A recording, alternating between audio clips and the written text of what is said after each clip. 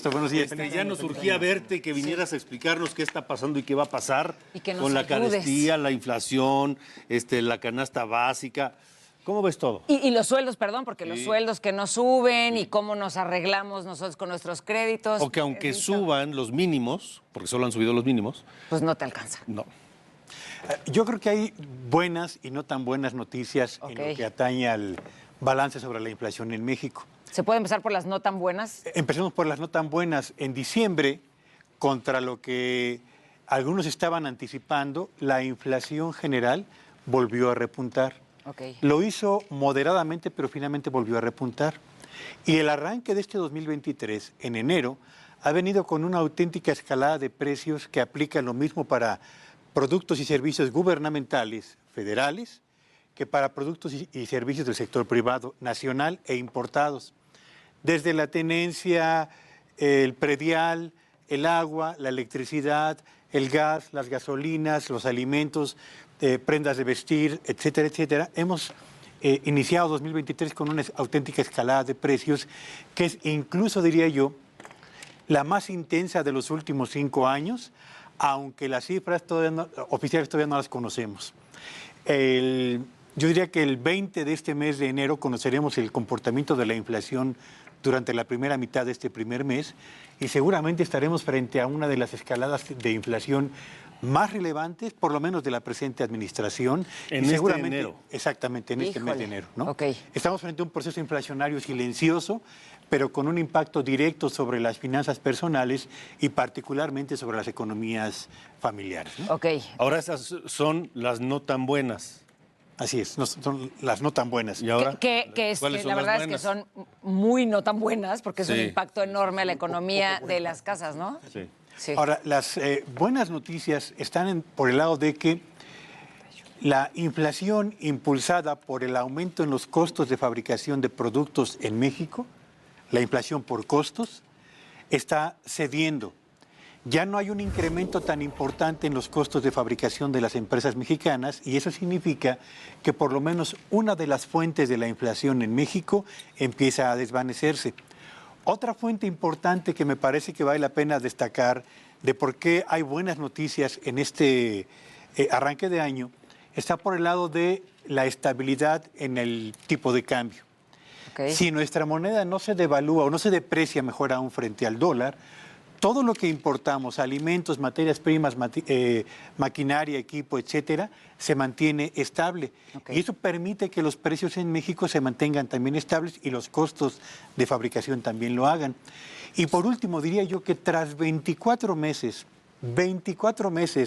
en los que aumentó un mes sí y el otro también lo que conocemos como la inflación subyacente o la médula de la inflación en México y en cualquier país, por fin en diciembre la inflación subyacente se desaceleró ligera pero significativamente. Y ese es un buen signo porque apunta... Subió, pero no tanto. Exactamente. Significa entonces que las presiones inflacionarias por costos de las empresas, las presiones inflacionarias por el tipo de cambio y las presiones inflacionarias de lo que conocemos como la médula o la columna vertebral de la inflación comienzan paulatinamente a ceder. Esa es la buena noticia. Solamente para terminar, el matiz que no hay que perder de vista es que la desaceleración de la inflación, y quiero ser muy preciso, desaceleración de la inflación, porque algunos hablan de el descenso de la inflación no desciende, solo se desacelera. La desaceleración de la inflación en el 2023 va a ser lenta y vamos a cerrar todavía este año con un nivel de inflación superior a la meta que el Banco de México tiene como objetivo a título constitucional.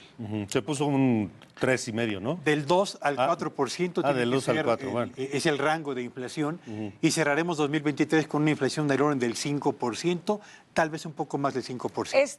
Estas buenas noticias en la casa, ¿cómo podemos celebrarlas? O sea, al decir, hay una desaceleración que no vamos a ver reflejada hoy en nuestros bolsillos, pero se va a ver a la larga. ¿Qué es lo que tenemos que ver en nuestra casa y decir, ok, lo que nos dice Pedro es bueno porque a lo mejor en tanto tiempo en mi bolsillo se verá reflejado?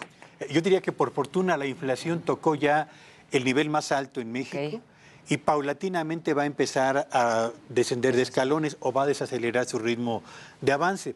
Y para las familias representa, yo creo que una buena noticia, porque el difícil, duro asedio al que ha estado sometida la economía familiar a lo largo de todo el año 2022 va a empezar paulatinamente a ceder. No esperemos, y quiero ser muy preciso a este respecto, que los precios vayan a ajustarse a la baja. No va a ocurrir eso. Van a aumentar a un ritmo menor, lo que va a generar por lo menos la tranquilidad a los hogares de no tener que estar pensando ahora qué producto voy a llevar de menos al hogar, porque ya no me alcanza lo que tengo para comprar la despensa que mes a mes tengo que llevar. O sea, a lo mejor ya quitamos 2 cositas, pero de esas 2 cositas ya no vamos a pasar. Exactamente. Oye, Pedro, ¿y de qué depende que de estas noticias buenas se mantengan? Es decir, ¿de qué depende que esta desaceleración pues sea una tendencia? ¿De qué depende todo lo que decías que es positivo? Yo diría, depende fundamentalmente de 3 factores. El primero y el más importante es que México compra del exterior trigo, arroz, frijol, cebada y aceite de soya para atender la demanda del consumo interno. Si los precios internacionales de estos alimentos se mantienen estables o con la trayectoria a la baja que han empezado a registrar en los últimos 4 meses, eso será una magnífica noticia para el sector comercio mexicano y, por supuesto, para los hogares de nuestro país. Y segundo, si los precios del petróleo y sus derivados, combustibles y petroquímicos, también mantienen esta trayectoria a la baja o estable que vienen registrando en los últimos 4 meses, significa que los precios de las gasolinas para transporte de productos, para transporte de personas y al mismo tiempo para mantener en operación actividades productivas en el sector fabril, no van a tener la presión de costos que han tenido que soportar en los últimos meses. Así que si se presentan estas 2 circunstancias internacionales, vamos a avanzar. Pero si en el ámbito interno también las autoridades, y quiero también aquí ser muy preciso, emprenden una auténtica batalla contra el intermediarismo, podríamos tener ganancias relevantes en el combate a la inflación. ¿A qué me refiero? Voy a poner un ejemplo. El kilo de maíz se lo pagan a un productor, voy a poner cualquier dato, a 10 pesos. Y ese kilo de maíz llega a la mesa de los consumidores a 35 pesos. ¿Cómo podemos explicar que más que se triplique el precio del maíz que le pagan al productor respecto al que paga el consumidor? Por un solo elemento que se llama intermediarismo.